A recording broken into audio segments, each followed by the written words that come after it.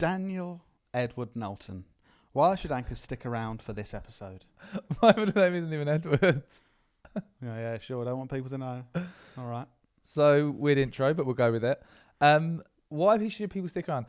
We've spoken about this before, but we like to kind of test the podcast topic waters on other platforms like LinkedIn, our newsletter, and other social platforms. And there's one content format that people always respond really well to, and that is when we talk about current marketing campaigns, things that are happening in the marketing real things ether. that are actually happening in the world. Yeah. These marketing campaigns that have, I suppose, maybe been hugely successful, or maybe not so much. Yeah. And I think in this episode, we're going to talk about some of those and give our 2 cents Gary Vee style and share what we think about them. And Great. And your input will be really interesting. And then I'll give my input. Yeah, that's how it will work. They'll kind of go like that. As you said, I say we or you. There's a bit of an argument within our business. You know, who is the person responsible for Dan's success? Is it we? Is it our team? Or is it just Dan? No, the outside world always say, well done, that's Dan. why I say we. Sorry, we. Yeah. So I can't take the credit. We, our team and Dan, have been testing this kind of content, as you said, on social and gets really good response and lots of people interested in making good comments. So hopefully it'll make a really good podcast episode as well. And I've got a really good one to start. Did you see Specsavers' viral van accident? Did I see it? No, I didn't. I should have gone to Specsavers. Hey. Hey. Oh. Did you actually see it though? Or not? Yes. So they basically had a van in Edinburgh, and you know those like automatic bollard things. Have you ever seen a car actually get done by one of those? get done. No, you know, like it kind of up its bum. Yeah. Have you then? No, you said other than that, this. You said that as if you No, had this great because I thought experience. surely it does happen where people are driving through and they automatically. Yeah. I guess so. But this Specsavers sort of activation, they basically had a van that said should have gone to Specsavers on it that had been automatically bollarded up the rear end, up the engine, and and it was like a clever stunt because was it definitely an organised thing? It was a marketing stunt. It wasn't an actual. But I think this is why it was really clever because it worked so well because it wasn't 100% clear whether it was an accident or an actual stunt. They just got loads of free exposure because every person and their nan that walked past just took a photo of it and posted it on social media and said, oh, look what's happened to this guy. I suppose also, even if you're not aware if it's a marketing stunt or not, then there's that conversation that happens online and in people's living rooms. So I'm going, oh no, I reckon it's set up, and then someone's going, no, I think it's real. Yeah. You're still getting that attention in those conversations. Yeah. So there's a few levels of conversations. There's the random people that aren't in the marketing-y world that just walk past and go like, oh, what's going on here, and sort of post it on their stories. Yeah. Then there's the next level of like the sort of marketing LinkedIn commenters on campaigns like me and us. I believe they call it a circle jerk. They call it a circle jerk. Have you heard about that? It's funny whenever we marketing. Whenever we post about these kind of campaigns, some of the like shitty comments we get are other marketers saying like, oh, this campaign's just made for marketers. No one actually cares about it. And I guess, there is an element of that. You know, we're in our kind of bubble of and people really analyze things, and you think other normal people don't do that. That would be my big question. Would be that it's got loads of attention. So a Specsavers van has got loads of attention. I suppose my question would be, how much is that attention worth? I think from a brand perspective, it's like more eyes on the Specsavers logo and more people saying Specsavers, and there's some kind of value to that. That if you do that millions of times, obviously this is basically what marketing is. Millions of times, people will be more likely to Google Specsavers if they want some glasses or know about Specsavers. But because I suppose beyond that, it's probably a bit of a negative perception rather than anything positive. It's not like, oh, did you see that thing? And now I know that Specsavers are a good business. Or like, it's like, oh, do you see that thing where they crashed the van? I also think so to play devil's advocate here. I think with a company that does eye tests and sells glasses, I don't think there's really a huge amount you can do to differentiate. I think it's very much people's decisions are made based on convenience and what they're thinking of at the time. Like I really wouldn't give a shit if I need an eye test, if I was to go to Vision Express or Specsavers. I feel the same. There's no like neither of them look better, but because I've probably been thinking a lot about Specsavers recently because of their viral stunts. It might be your first Google when you try and get an eye test. I genuinely think it probably would be. Also, we're analysing like one thing that they've done. This is a brand awareness piece, so it's get our brand in front of people. They've got a marketing team. I'm sure they're doing loads of things, consideration style content, getting people through the marketing funnel. They'll be targeting people saying, we've got this really good value eye test, like the boring stuff. You don't need to do it all in one go, do you? They don't need a sign on. If they put a sign that was like an ad saying, our eye tests are better value than Vision Express, people will be like, oh, that's an advert. So I don't give a shit about it. I think like you say, it's all in the context of what the objective is here.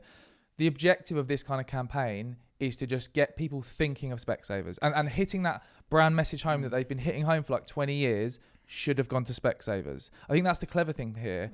They haven't just made you think of Specsavers. The key message on the van was should have gone to Specsavers, which is actually a kind of sales message. Because you're thinking, should I go Vision Express? Should I go, should have gone to Specsavers. Oh, you probably should go there. Is it only me that thinks about the logistics of my brain? I was trying to work out, does everyone think like this, or is this just my brain? No, I think I immediately saw that photo and my brain went, I wonder if that's a real Specsavers van. I wonder if they damaged the van putting it on the bollard. Yeah. I wonder if they're going to have to, did they have to pay the council a deposit? Say, if we break the bollard, we'll give you this.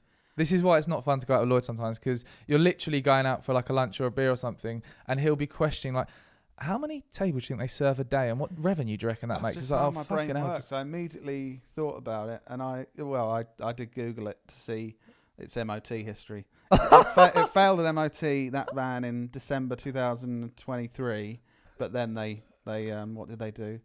The offside rear stop lamp and supplementary restraint system warning lamp. They fixed that, and then they passed. Right. MOT.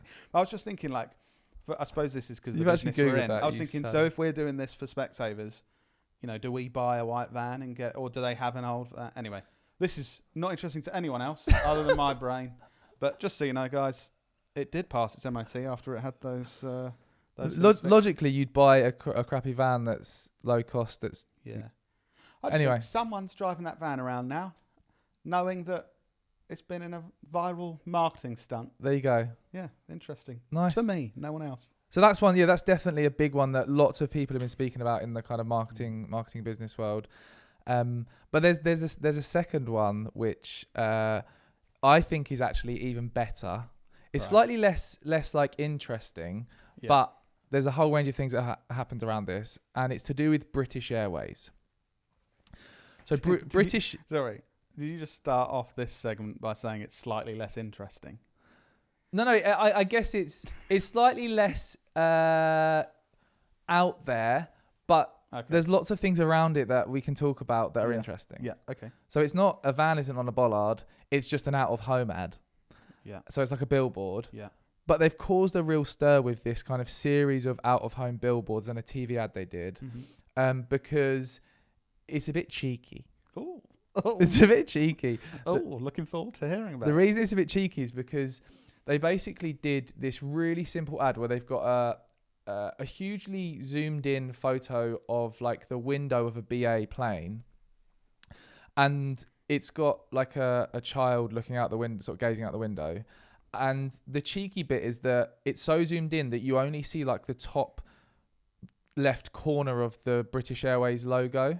You know what? When you see the top left of things, it's cheeky. Exactly. The cheeky thing is that they're so confident that people will just recognise that. And it isn't a lot of... I was trying to work out what's cheeky. Okay. No, that's the cheeky bit. They're like we know that you'll recognise us even though we don't even put the full logo in. And to be fair, I obviously posted about this, and I only probably got a couple of comments from hundreds of people saying I didn't recognise what that was, but like it is quite recognisable. The British Airways on a white plane. The brand's very strong. Straight away, like you see the top of some letters and like the shape of letters, and you know straight away. Yeah.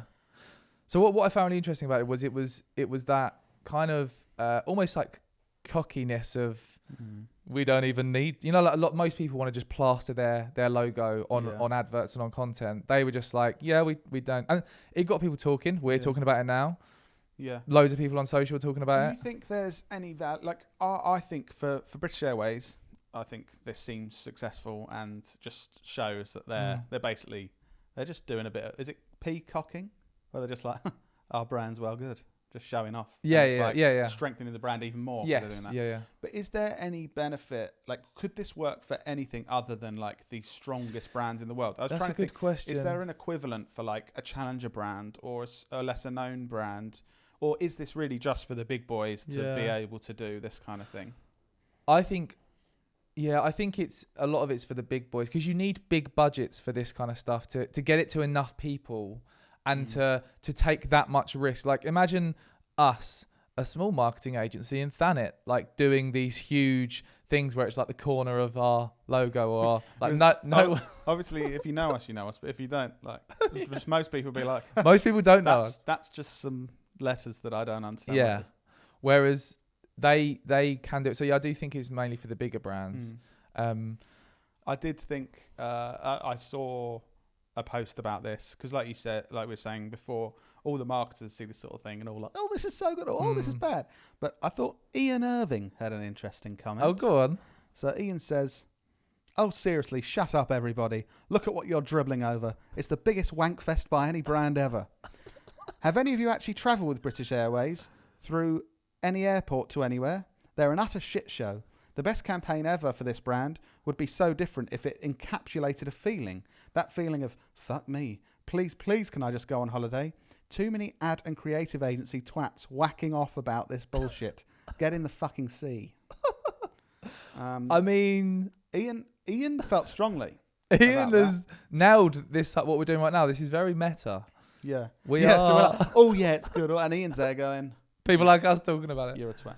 I suppose that's something we've got to try and differentiate. Like, which of these are, because we're in marketing and marketers listening, or people in business that might be in a marketing department or working with a marketing department or a marketing agency, which is like, oh, that's clever. And which of these are actually like, this is something of value that we should really look up to and try and emulate within our own businesses. I think we do have to be careful because we are in our own marketing bubble. And I reckon a lot of the anchors are probably in a similar-ish, whether it's marketing or business bubble, that most members of the public aren't in. Like, I'm trying to think, what would a standard member of the public that is nothing to do with marketing or as it branding or anything, would they see that and think? We're analysing it and we're going, oh yeah, so it strengthens the brand because, you see that, oh, you only need that to recognise it and all this type of thing. But a person that's not in marketing, doesn't have a businessy head or anything like that, is it actually having an effect on them going, oh, British Airways?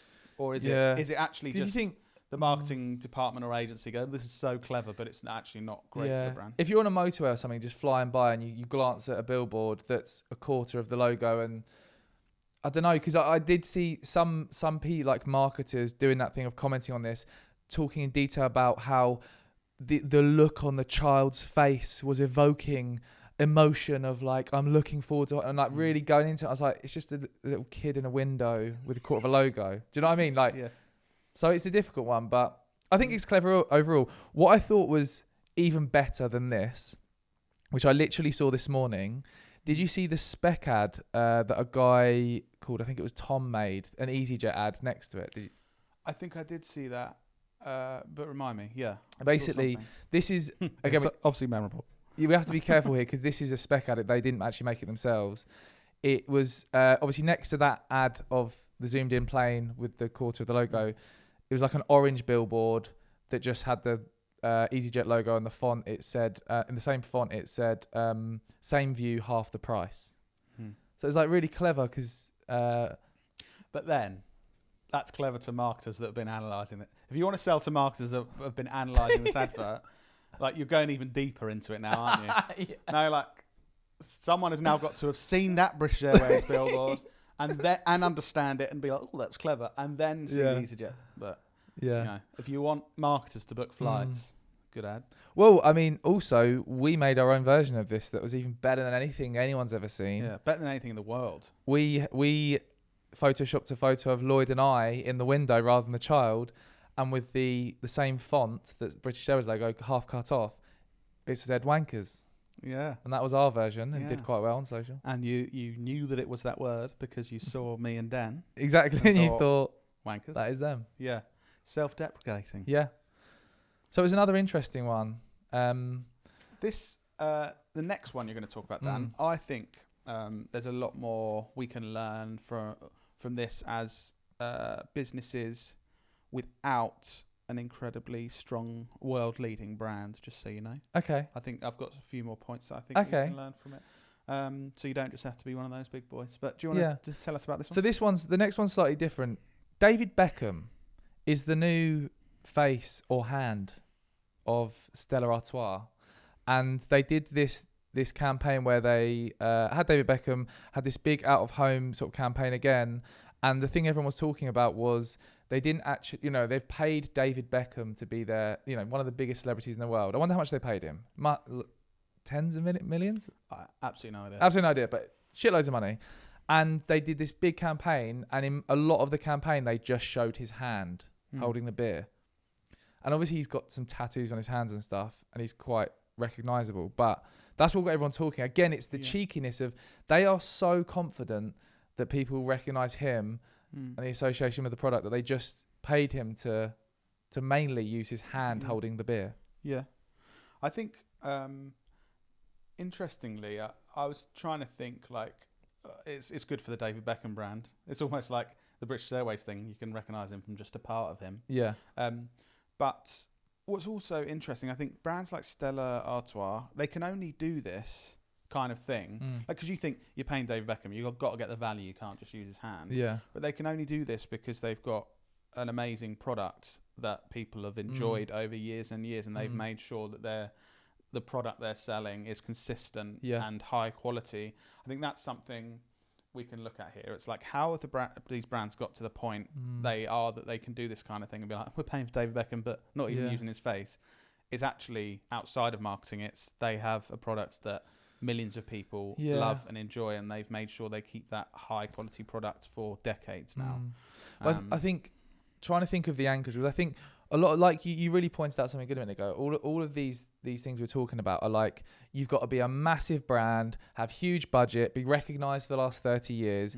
How is this useful to people that aren't doing that? I think there's a secret hack that any company with a tiny budget could have a similar impact learning from this. Okay. I've just thought of it. Have you thought of it because you've looked at my notes? No, I haven't actually. Are you going to say that? I genuinely haven't read your notes. Go ahead, let's see. Oh, no, are you going to... Sorry if I've stolen it. No, go for it. Oh, no. Let's see. Is it to do with fake out of home? No. Oh, okay, good. So it's a different point. You're killing my point, Lloyd. So I think small brands can learn from this by creating their own fake out-of-home ads, emulating this. And we've seen people like... what's the cereal? Surreal do this really well, where they come up with a really creative out-of-home ad and obviously Photoshop it and learn lessons from these bigger campaigns and do their own version. And then it gets huge virality online. It's not even actually a billboard anywhere. It's a fake billboard. I just think smaller brands could be doing that. I think that this fake out-of-home thing is working now, but I personally think it's a bit of a fad. I think it's a bit of a tactic that will work for a couple of months because everyone's doing it now. Well, are they though? You used to. We're in this bubble, Lloyd. But you used to look at, if there's something online showing a billboard, you used to look at it and think that is a billboard in the real world. And now I think that is. Yeah, but that's because you're a marketer and a business. Yeah, but you're in this world. People aren't stupid. They'll get it in the end as well. But I've got some more stuff. Go on. I think it's the using creativity to get attention for a lower price than it normally is, basically. So I actually think, David Beckham, they've used his hand. Now, I wasn't in the room negotiating and stuff, but I would assume they've paid David Beckham less for all this hand stuff than they would if it was like a full body with his top off and his face and everything. And because I just think for the stuff I've seen, they could have got David Beckham in for 20 minutes into a studio, hold that like that, we'll give you a quick manicure, hold that like that. And you're going to get better value than, you need to be here all this time. You need to make sure we've got to have all these different people making sure his clothes are perfect and his makeup and everything. So they're going to have paid less for that. And so they're getting better value for money. They're getting better value for the attention. And I think we can all do this, whatever the size of your business is. So one thing, so you mentioned Surreal, like they had that campaign where they used celebrities' names. So they got the credibility and attention of on a billboard, it's Serena Williams loves this. Loves Surreal, and they found a random person in the UK called Serena Williams, and then in small things like not that one. So they've got the attention that Serena Williams' names gets, but they're not paying her anything. So they've been creative to get that attention at a crazily discounted price. Clever. Other one, I think something that small businesses can do. And, we do this a lot in the agency world. Like when we have clients that have a bigger brand than the Knowlton brand, we use our clients' logos as much as we possibly can, if we're allowed to, in areas of our marketing, on our website, on pitch decks that we're trying to win new business. Yeah. It's like if you're working with, we've worked with the BBC, we're obviously going to try and piggyback on some of that credibility rather than just relying on the strength of our own brand. I think that's a really good point. Yeah, if you're a smaller business, piggybacking off of that credibility of clients you've worked with that are credible. Yeah. And I think also, I guess people might be thinking, well, I haven't worked with the BBC. I haven't got world-leading clients. What do I do? And we've spoken about this before. The way we did it was through stepping stone clients. Yeah. You gradually work with bigger, better brands started with the local council. Yeah. Then it was Eurotunnel. This is obviously a B2B example, but at some point you'll work with a brand who is bigger than your own brand. Yeah. And usually that comes quite early if you're starting a business and if you're small. Yeah. You'll work with the local hotel and in your area that's well known and your agency isn't well known yet. So, it can happen quite quickly. From thinking of it from a B2C perspective, you could have a whole campaign where you focus on getting really high reviews on like Trustpilot. And although you might only have 1,000 reviews, they could be really high. And you could have a campaign where it's like, we're better reviewed than our reviews are better than, and then piggyback off the biggest, the Nike. Well, there's lots of like legal things you need to be careful of and wording, and it matters more when you're a bigger business because it will get noticed more. You can get away with more when you're smaller. But there's other things creatively. I was trying to think of things we've done over the years to work with this, get that attention at a discounted rate. We've used voiceover artists that sound like very famous people. So we, for a client years ago, worked on a video with a very David Attenborough sounding voiceover. Yeah, we can't use David Attenborough's name. We can't say this is David Attenborough, but you can have a very recognizable voice that's almost the same and pay, less than 1% of what you would pay David Attenborough for a voiceover, probably less than 0.01%. There's even controversial, but now there are AI voiceover tools and you can emulate celebrities' voices. Is that legal?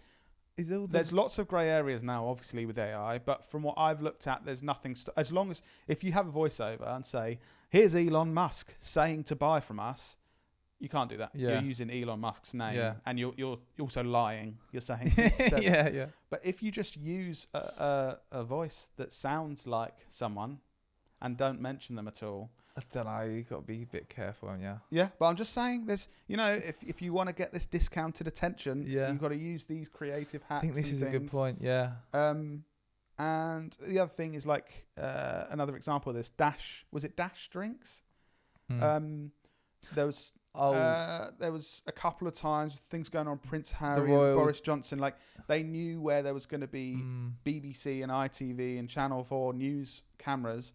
And they just got there in London holding a sign with witty stuff. They're like, how can I, if you can't afford to get UK-wide coverage on the top TV channels, well, how else can I do that? I can stand behind a news reader and it's free. I think anchors are going to be listening to this because I think this is really good. Thinking, how do you come up with those ideas? How do you do the dash this? Not dash this. Not dash this. Dash drink, sorry. Yeah. Dash this is software we use for reporting. How do you do that kind of thing?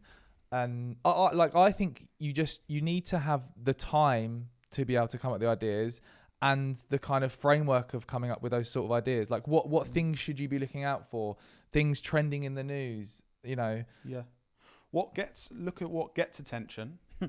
What gets attention every single day? It's like, is there anything here we can piggyback on that attention? Yeah. Anything we can grab onto and try and get a portion of that? And obviously people, you know, it's done in marketing daily with trends, you know, on social media platforms. Brands now, it's like, oh, there's a trend with this happening. And it's like, oh, cool. I can get 5 times the attention I normally get for this effort if I tap into this trend. So it's not anything new, but it's something that you can be really clever with. And if you do it in a way, you know, like Surreal or Dash have done, it's like a multiplier of like 1,000 of the attention that you would get. We also did it. Just thinking now, you're making me think, Lloyd. Good. We did it with we've done it with some of our parody videos that have been some of our top performing videos on social, like our Dragon's Den parody we did, where we Lloyd produced a really creative script and our team helped shoot this video where we were pretending to pitch the dragons. It was very witty and fun, but we were obviously piggybacking off of the attention of that show. There's also things you have to be careful with parody, and there's very specific amounts of footage you can use to parody all this sort of thing. But yeah, you're right. We've done exactly that. It's trying to find who or what is getting more attention and how can we put ourselves into that story and try and build on that creatively. Interesting. I saw that you, now I am looking at your notes, wrote something about Sora. Yes. Have you heard of Sora? Is Sora the video ChatGPT thing? Yes. So OpenAI, who make ChatGPT, there's Sora, their kind of video creation platform. Is that available to everyone? Like, no, because I've seen videos, but no. So this is what I think is really clever. So it's like, who do you need to get this in front of? Yeah. You need to get this in front of people that are going to be interested in making videos and that kind of thing. And what Sora, I think it's really clever. They haven't paid any in marketing and that. I don't think anything to do with OpenAI does any marketing, but they have just given the Sora tool in its kind of like beta phase to really cool creators and creative people and allowed them to create things with it, and then have just put that out to the world.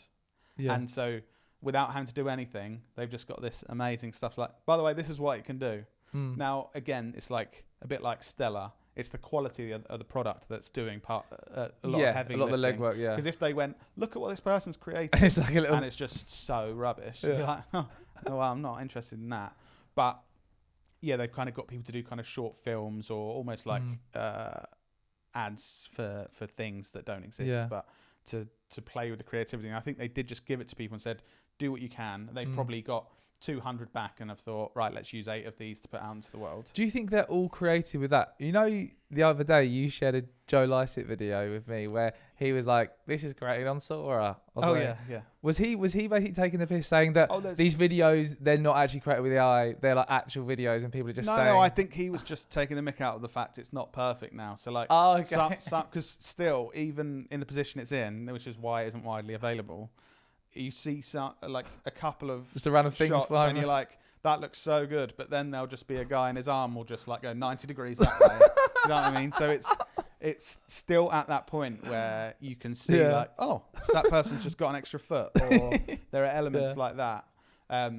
So obviously it's not like, but it is amazing the quality that it's at, and I think the pace of how it's improving. I do think it is going to completely change the industry that we're in. Do you think like it's going to get to a point? So we obviously, part of what we do is produce videos for clients. Do you think there's going to get to a point where you just type a prompt and it will make the ads we're making now, and the videos we're making now, it will just make those? Yeah. How long do you reckon until we get there? 10 years. Okay. Because I think already, so what they've done is they have typed prompts for each shot and then put those together, and it's made, and already what it's made. So one of them, a really good one, have a look on, I don't know what the website is, but Google Sora. It's this thing about someone with a balloon as a head. It's called Airhead or something, and it's just like a nice creative advert walking around, and it's like risky because he's going to burst. But like the budget that it would take to use CGI or to develop the costume that you need to be able to look like it's someone's head and stuff would be crazy. So not only is it doing things very well, but it's opening doors that you potentially with your budget can't afford to do. And I anticipate, like, don't get me wrong, by the way, I think there's loads of negatives to this, like within the industry of taking our jobs, producing video. Yeah, there's that whole thing of it's going to change so massively that a lot of people are going to lose out if you don't keep up. Yeah. But I think the skills that are needed to produce something brilliant and creative, there's massive crossover. So you still, if someone just types in, make a really good advert for Stella, it's going to be crap. But if you have... I think you're right. We have our team creating storyboards and using creativity to make sure that they plan ads that work brilliantly for our clients. And it's going to be the same. So at first, I predict there's going to be certain shots that people don't have the budget for. You might need 10 shots for this quick 20-second ad. And maybe 8 of those you go out and shoot, and then you feed them into something, and you create a shot where this is happening, and you'll use those 2 shots within it. And then I think eventually it's going to get to the point where nothing is really shot. I think there's a pecking order of who's in trouble here. So I think that... Who are you pecking first? The people that I'm pecking first, or Sora's pecking first, are people that produce very generic video content, like a generic talking head video or generic talking head training videos. It's even happening already. It just made me think that synthesia, where you write a script and it looks like a human being is teaching you stuff. I suppose it's the thing with the least creativity. Yeah. If it's just a talking head, I'm delivering some training to you and we don't need this to look in a certain way, that's already starting to happen. Whereas what gives me a bit more confidence in us and our company, our team, we really focus on that creative angle of making things witty, making things emotive, really trying to think and understanding who it is we're trying to convince to do something, and having really clever niche references to things that they will... I think we're a bit off from... Well, I don't know, maybe you can eventually write a prompt where it's like, we're targeting 20-year-old women, we want to relate to them. I don't think there's any maybe about it. I just think it's when.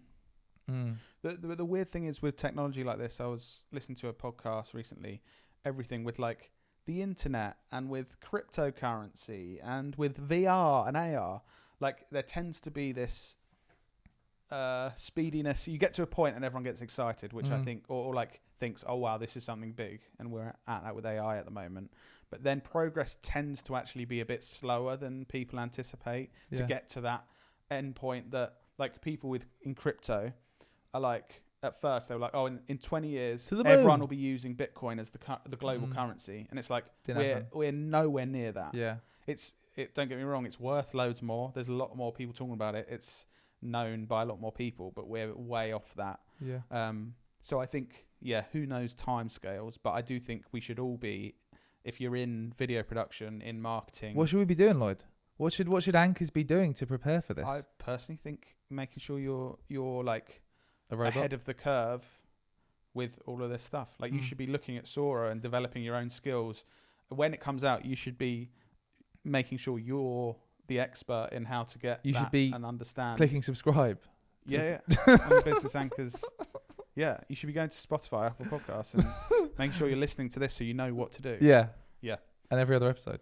Yeah, we've probably spoken about AI a bit too much. That was interesting. Went off on a tangent, but I think, they've just been I think they're really clever. Yeah. It's like the product's so good, just give it to creative people and show what can be done. Interesting.